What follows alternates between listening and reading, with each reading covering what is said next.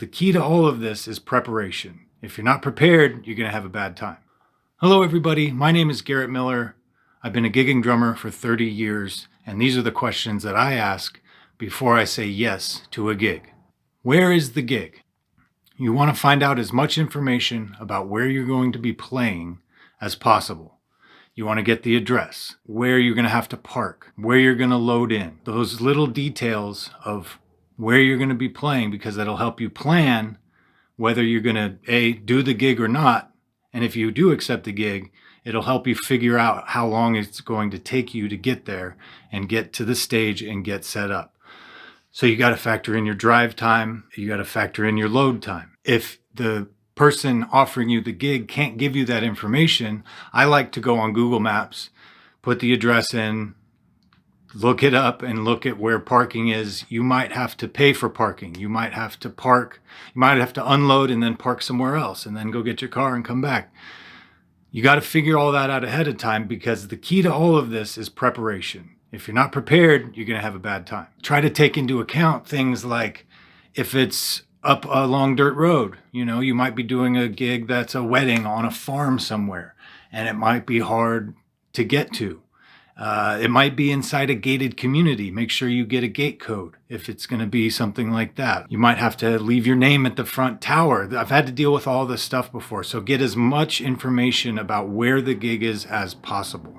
How long is the gig? What's downbeat time? What's load-in time? When are we being cut off at the end of the gig? That all factors in to how much time you're going to spend doing this gig, because you got to take that set time, say it's 7 to 10. All right, it's 7 to 10 for the gig. That means I got to load in at 6, but then I've got to drive 2 hours to get there. So now I've got to leave the house at 4. You have to figure all this stuff out ahead of time.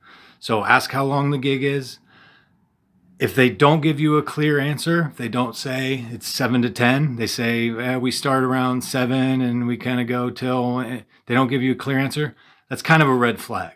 So you may not want to take the gig. It's up to you. I ask, what is the set list?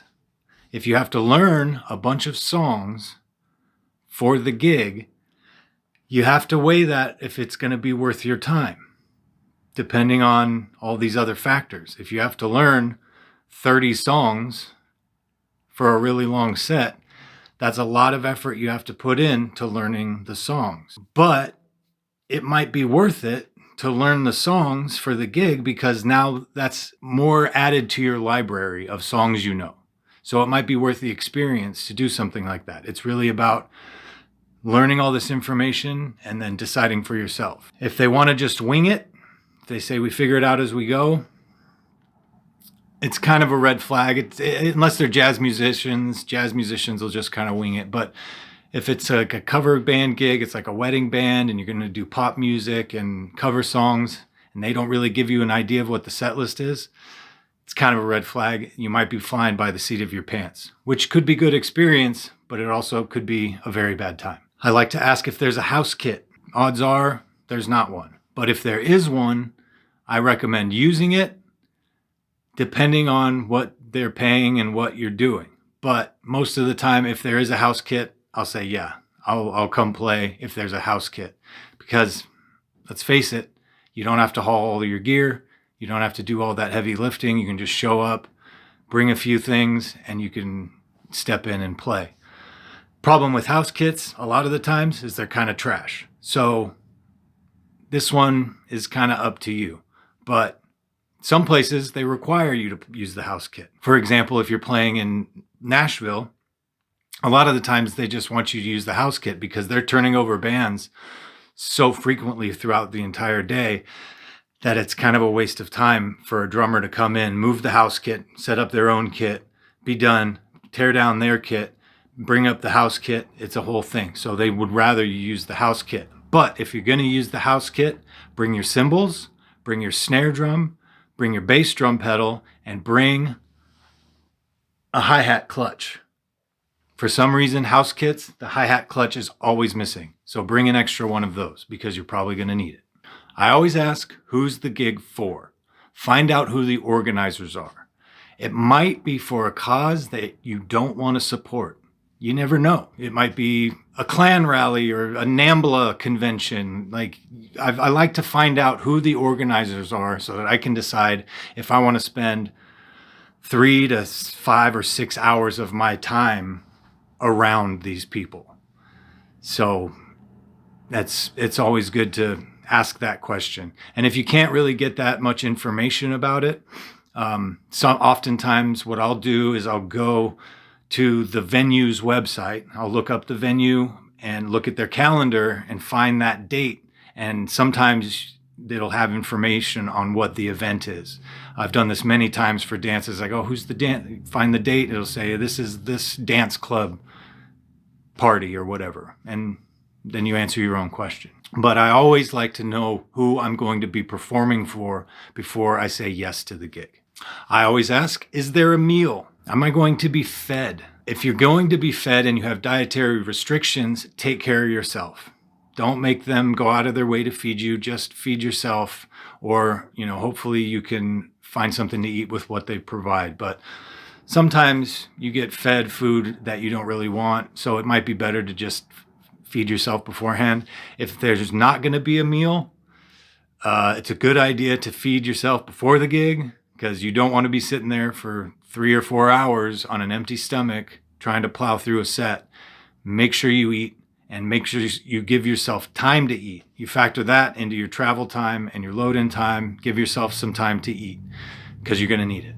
What is the dress code? If they tell you that you need to wear a tuxedo and you don't have a tuxedo, now you got to figure out if it's worth buying a tuxedo for this gig. If they're going to pay you $500 to play at a wedding and it's worth spending some money on a tuxedo, go for it. But if they're going to pay you $50 and they want you to wear a tuxedo, not likely. Usually when you want to wear a tuxedo, when you have to wear a tuxedo, they're going to pay you pretty well.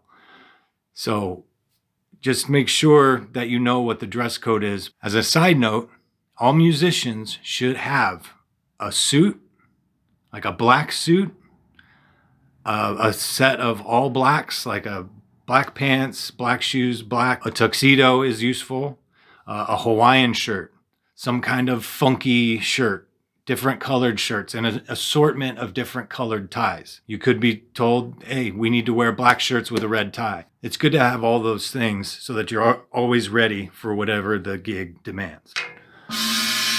Who are the other musicians on the gig? If it's people you already know, great, go have fun. If it's people you don't know, I like to look them up on social media and get an idea of who I'm going to be playing with. If I can't find anything about them on social media, it could be a red flag. It's not always a red flag. They might just be an older person who doesn't have social media, or they don't want to mess with it and they shred. It's not entirely a red flag, but I like to find out that information ahead of time and try to get an idea of who I'm going to be playing with before I go to the gig. After you figure that all out, then you can ask, how much are you going to pay me? And at this point, once you have all that information, you can decide, okay, all of these factors, based on all this time spent, it's worth the money they're going to spend on me. And if it's not, then you can say no. If it is, then you got to kind of go into the classic Venn diagram on if you should take the gig or not. And it's something that professionals have talked about for years, is that balance of the pay with the music, with the vibe. So ideally, a good gig has all three. It's got great pay, you're playing great music, and you're playing with other great musicians that you like hanging out with. That's a perfect gig.